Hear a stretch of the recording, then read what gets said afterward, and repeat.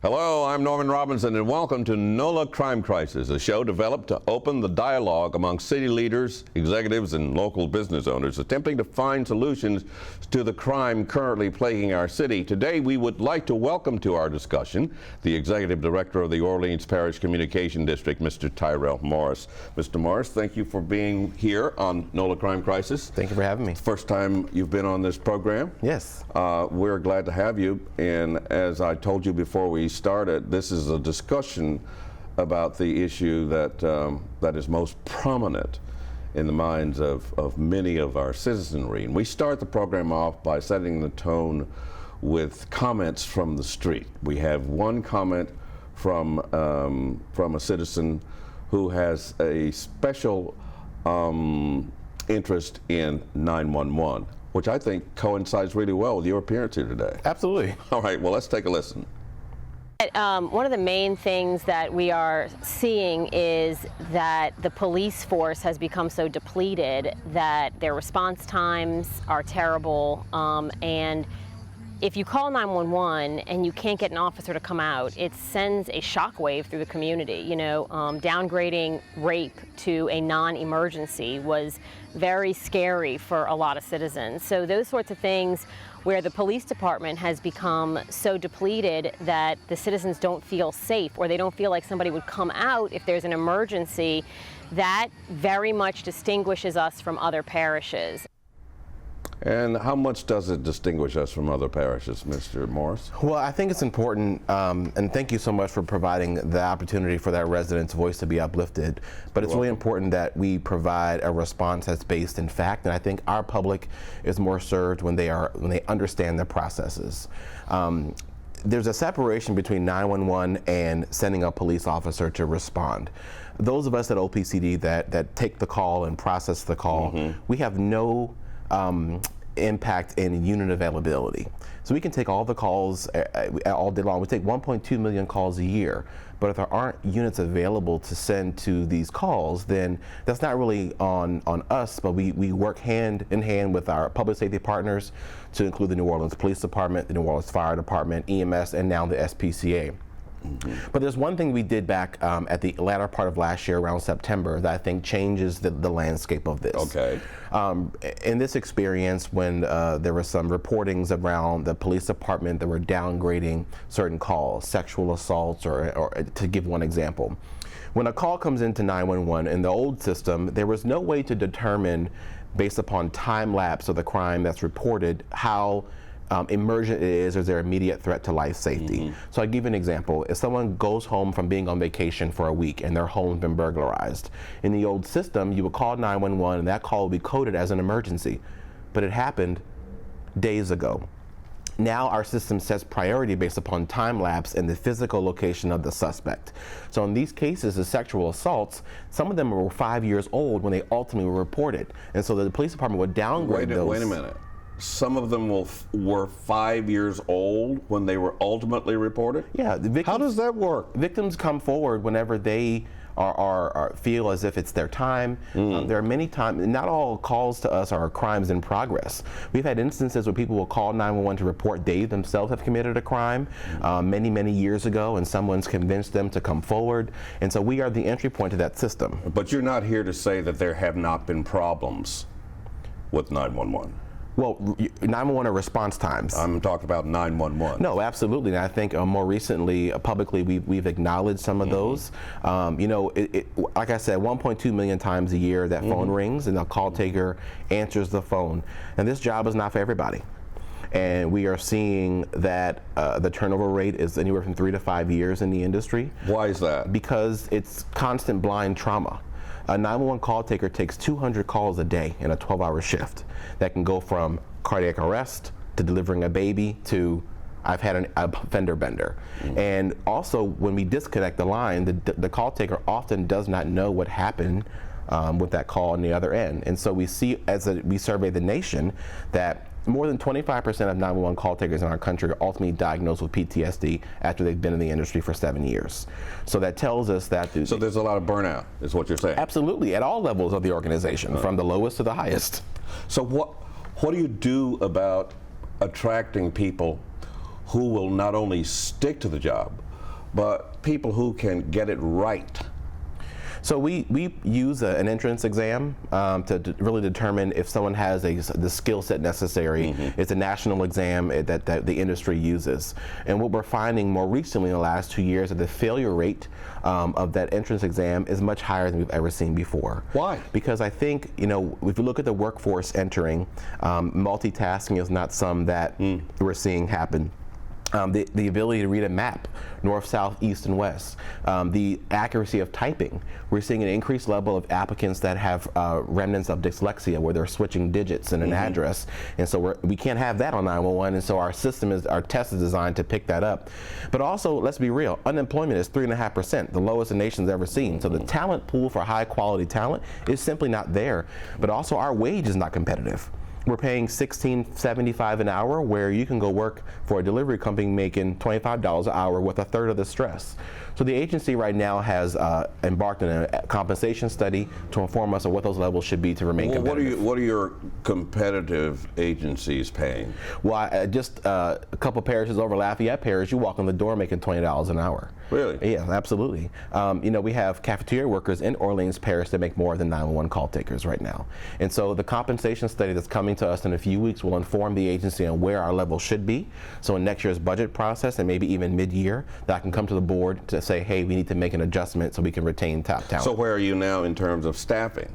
So the agency right now, out of 182 people, we have about 30 vacancies in 911 operations. About a year and a half ago, I reported over 50. So we are seeing an increase.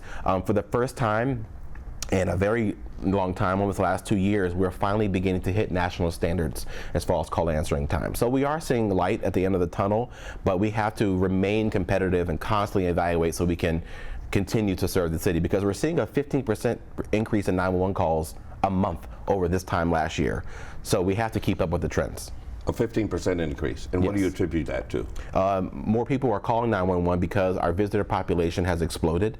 If you look at the economic impact, the resurgence after COVID, we are seeing 2019 numbers as far as visitor population, but also the public safety agencies, their calls for service are increasing. Particularly EMS is a good indicator of how many people are in the city. They have a trend that goes with the visitor population as well. And so as New Orleans revives itself so strongly, our systems have to be able to swell to handle those emergencies. Okay, you were hired because of your reputation as a hands-on person who's really meticulous when it comes to systems. You know how to operate systems. You've been credited with that. So, what kind of system have you set up to monitor call takers to reduce the inaccuracies? Absolutely. So my very first action as director was the creation of the Training and Compliance Bureau. So that did not exist before I came to OPCD. So this is 7 full-time staff that are dedicated for monitoring compliance and also quality assurance, and also making sure the training, either on the continuing education or the initial training, really meets the standards.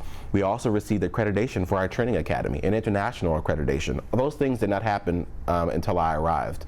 We also have some technology that we've deployed that is beginning us to track instances when a call taker, this particular call taker has been exposed to 5 shootings in a week period. We're going to have a conversation to make sure that call taker is mentally still able to produce at a high level, or do we need to provide an intervention? Those are all the things that we have in place today. So I asked that question because I'm hearkening back to the moment you were grilled by Council President, then Council President Elena Moreno, on the occasion where a caller sent the fire department to the wrong house. Yes, it happens, unfortunately. We do strive for an error-free environment. If you look at headlines from any major city 911 center, everyone's struggling with address accuracy. Now, we have in New Orleans some of the best technology available when it comes to location accuracy. In those particular instances, the call taker simply did not perform align with the agency's standards. In some instances, it was their first ever documented incidents of a wrong address. But if I was to terminate people every time they made a mistake, right, you wouldn't have anybody left. Exactly, right? And so our goal there is to really evaluate what was the liability to the caller, to the agency, and the system before we make a decision on how we handle this particular shortcoming. So how are you monitoring callers? So our quality assurance team, they do random Call takers, sampling. I mean, Yep. yeah. So they review 1% of our calls every month. They do a random sampling. We also do a evaluation of every major offense within 24 hours. So everything is published on the superintendent's major offense log. We do a quality assurance check within 24 hours to give the call taker feedback, their supervisor feedback, but even an opportunity to say, great job. We get bogged down on when someone fails. We need to have the same level of intensity when they save a life. We've had call takers who literally give CPR instructions, deliver a baby, and free an obstructed airway, but the next call they're exhausted, so they get a complaint about them being rude. Okay, in this moment we may not have had the warm and fuzzy gloves we like, but let's look at why and how can the agency intervene to prevent this type of encounter. We're demoing some or piloting some new AI technology that's looking for inflections in voices. To say, really? We are. Why? Because we know that we can hear based upon the intensity, the level, the volume, either from the caller or the call taker side, where we may need to intervene. And so a supervisor will get an alert to say, hey, you may need to barge into this call because we're getting some indication that the volume is getting high, or it's an intense call. The call taker may be a phenomenal job, but sometimes even the callers during their state of hysteria or they're having the worst day of their life, having a supervisor monitor to make sure the agency is doing everything we can to provide high level of service. The system that we are demoing and piloting is the first we've ever seen something live, AI robot to say, hey, you may need to engage here. So this would be a first in terms of using AI. We do a lot of firsts in New Orleans. We were the first parish to go. Tell me about that. We were the first parish to go to IP-based call routing in the state of Louisiana, because after Hurricane Ida, we had a 911 failure, and we knew that me as a director of the agency, I could not guarantee that was not going to happen again if we did not make a change, and so we did. So now we take video to 911, picture to 911. I can now take up my laptop and get out of the area and open up and take 911 calls. That did not exist prior to us making that change. We are the first city that is using this AI technology. We consolidated 311 and 911 and made a 24/7 operation. You can now text 311 to our AI robot and get your trash picked up. And so these are all the firsts where New Orleans consistently is the model when it comes to emergency communications. It's interesting that you mentioned the 311. I'm still hearing complaints from my neighbors about the effectiveness of 311. Yeah. Is there a problem there? Well, I think what you're hearing is that the department's responsiveness to those 311 complaints is what everyone think that we're the one coming to fill the pothole or to pick up your trash. Where ultimately we are just the receiver of the information, and we send it out to the appropriate city agency. We have no impact as far as how fast those things get consolidated. But where we do have an impact is that we are able to see the data in two different buckets. How is 911 information relating to 311 information? And how we package it together to really reduce or increase the quality of life. How is that? I mean, why is that important? Why is it important to merge the two, to package the two together? Well, the science is very clear. Blighted property, when it's reported to 311, if not dealt with, ultimately becomes a 911 emergency, either from a law enforcement side or from the fire department side. Abandoned and junk vehicles, we see that those are harborers of criminal activity. If they're not removed quickly, then they may be a vehicle wanted in the commission of a crime.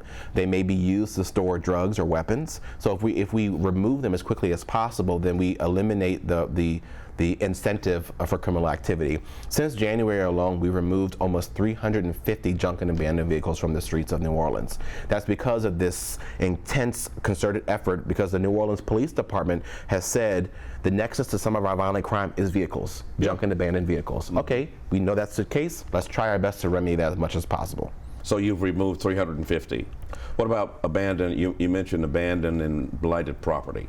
There was a problem recently with a car wash that had been abandoned. Yes. And the owner got some kind of legal document to stop the destruction or further demolition of his property. What happened there? Well, so the task force made a recommendation for the emergency demolition of 8020 Olive Street, a car wash that was used in the commission of a homicide, right? And so the city, evaluating its legal remedies, decided that emergency abatement by demolition was appropriate. The appropriate public notices were posted to the property, and so the city moved forward with its actions that the law allows. Any resident can go ask a judge to intervene, to look at the case. And so this person filed a temporary protection order, detention order, or restraining order per se, to stop the demolition, Right. which brought the ownership to the table. which that's what we wanted. So now the ownership is forced to the table with the city, and there's a settlement agreement to say, all right, this is how we both agree you're going to handle this property, and if you do not, we will be back before this judge to let the demolition continue. So that's where the process is now? Yes, the City of New Orleans and the ownership group have come to an agreement on how to remedy the public safety concerns. A fence has already been erected around the property. The ownership group has says they want to work to bring the property back into commerce. And so, but there's a timeline associated with that. It's not indefinite. So that does not happen in a certain time period. The city will effectuate its initial plans. So we have a timeline here. Yeah, I don't have the settlement documents in front of me. I mean, but there has been an agreement with a timeline established. How many abandoned properties do you have on your radar in terms of, you know? Yeah. So again, the task force, we meet with code enforcement as a member of that task force, and really, it's a double-edged sword, right? We start seeing 911 calls, particularly in a neighborhood or a particular address. That's the first time we look at it. Or we'll receive referrals from community members, where we can tie instances of violent crime with a blighted property, and we make a case to elevate the priority. We have 7 properties that have been recommended to us by the task force and code enforcement that these particular properties are harborers of violent crime, and so the city is conducting investigations. Some of it is out in the open, some of it is not, because in the event that we find elements of criminality, we need to make sure that the prosecutors and the law enforcement agencies have the ability to investigate to get the best, strongest case possible. How closely are you communicating with law enforcement on these issues? Because I'm gathering just from our conversation that you're taking a systemic approach. Absolutely, looking at all of it. So everything's on the table. I probably speak with the superintendent of police probably 3 or 4 times a day. Really? Yes. That often? Yes, because not necessarily around just the task force work, but just 911. When we have major incidents, I'm the one that briefs the public safety team when these things happen, so they can initiate their response. And of course, when they get there, they're in command of their personnel. But we are the nucleus that holds it all together. So we have a really good perspective of what is happening, as opposed to what we may be hearing on social media. And so I can speak with, this is what's been reported and what the units are reporting when they arrived on the scene. Well, that's interesting that you explain it that way, because I remember when you first got the job, a lot of people in law enforcement said, this guy doesn't have a law enforcement background. So how is he, what gives him the qualification to speak about crime reduction? Well, I can tell you what I do have is, like, I have I think I'm the only certified public safety executive currently that's sitting in the administration, which I bring that wealth of knowledge from an academic perspective and also experience. You don't just get that by filling out an application. You get that by osmosis. Huh? You're right, exactly. I also have 9 years in the fire service. I was an EMT for 5 years in the back of an ambulance. I've also worked in a law enforcement agency as a dispatcher and a crisis and hostage negotiator. So I understand how the public safety ecosystem works, and my role in 911, it all starts with me at 911, and I see how the data is transferred. Are we really using every tool available? Are we processing warrants properly? Are we using the systems that we have outside of New Orleans to capture our most violent offenders the best way possible? All of that is under evaluation and on the table. You know, I came under some scrutiny recently about the Hexagon on-call records project. Yeah. And everyone was like, well, how did OPCD get to be the middle of this? Because right now, all law enforcement, not just law enforcement, but all public safety data starts in our system, right? And we see where we punt the data to the various systems.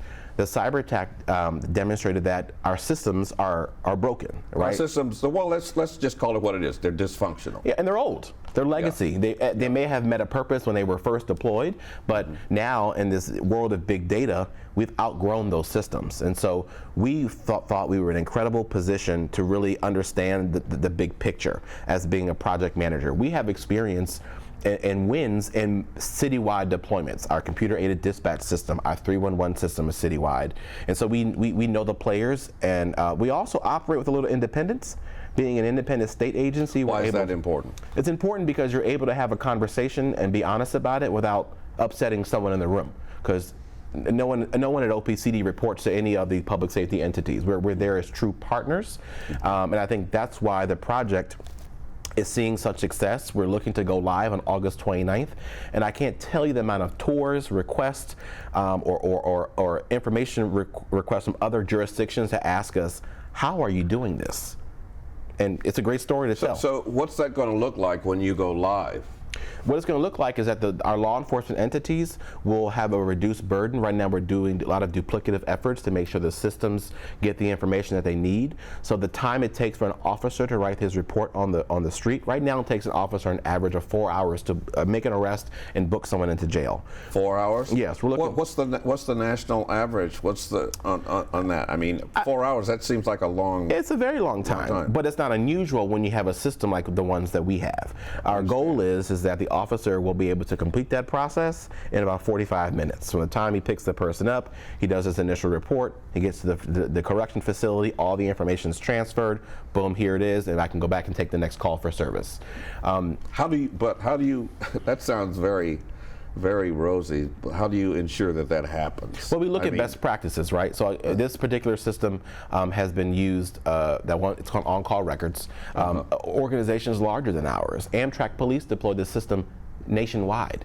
And so it has the flexibility to do all the things that we need. But one thing this system taught us, it made us evaluate every business process of all the agencies, which we realized hadn't been done or ever done, where we documented this is how processes work. It had never been done? Well, I think in the police department? Well, I can't say ever, but like the people who were there in the moment and are currently working today, data was difficult to get and understanding why these systems work the way they do. So this allowed us to do a refresh of all the guts of the system. So what you're telling me is that you're going in and you're recommending restructuring the systems. Well, we're going through a normal business process review that any person that studies organization behavior will take you through.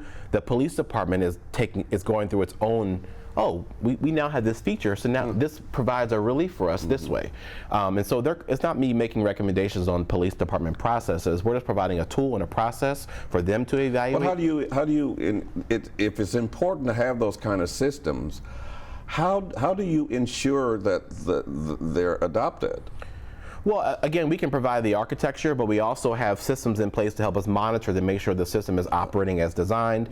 But also the team, the project management team, is well versed in police department operations, so they can make recommendations, things they've seen in other jurisdictions that have worked well, and also what hasn't worked well, so we don't go down a path that we know has failed someone else. The reason I'm asking you that question is because I'm thinking about how you explain the difference between taking a 911 call and having the police respond to a 911 call. Right. So you can structure these systems and offer them, but it's up to the police department or the fire department or whomever, whether they want to use them or not. Absolutely. Right? You talk about the fire department. We just deployed a new fire records management system for the fire department, right? They went live in January.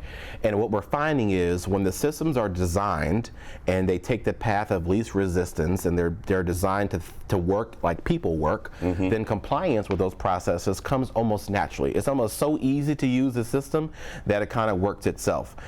This particular application is being developed and built with the same type of mentality, but for once we will have all of our data in a single system. Right now it's probably 20 different systems. 20 different systems? Yes. How do you keep up with 20 different systems? That's what we have today. That will not be our reality when we go live in the new system. And so you've done all of this, how should you say, researching. It's not me, there's a project team. Well, there's a project team, your team. My team, the NOPD team, there's a consultant team. So you mean there's actual collaboration in city government? Absolutely. Taking place? Absolutely. I'm shocked. Well, I mean, yes, I mean, and I don't want to be coy about it, but to me, this is why this project has gotten so much national attention, because other jurisdictions can only dream of doing a project so large and so quickly. You know, we looked at some other deployments of just one particular system, and some jurisdictions reporting 3 years. Here we are over 18 months in, and we have a go-live date that is coming up. And right now, I was briefed this morning by the project team, and all the things that are risk, everything was green. I'm like, oh wow, everything was green. We're on go. We have no. And of course, tomorrow we may find something, right? But as of right now, all the things that could potentially derail us from a go-live date have been resolved, and we're moving ahead. And my last question would be, have you managed to resolve the issue you had with the Inspector General? Yes. So Thank you for asking the question. So at a high level, right, and sometimes I think the public doesn't necessarily have the time to read the details. And so it's important when we respond to make sure that both sides are represented. I absolutely respect the role of the Office of the Inspector General. I think the staff that we engaged with were thorough. They were absolutely genuine in trying to understand. But sometimes when you start influencing with comments from other folks, it kind of clouds the reality.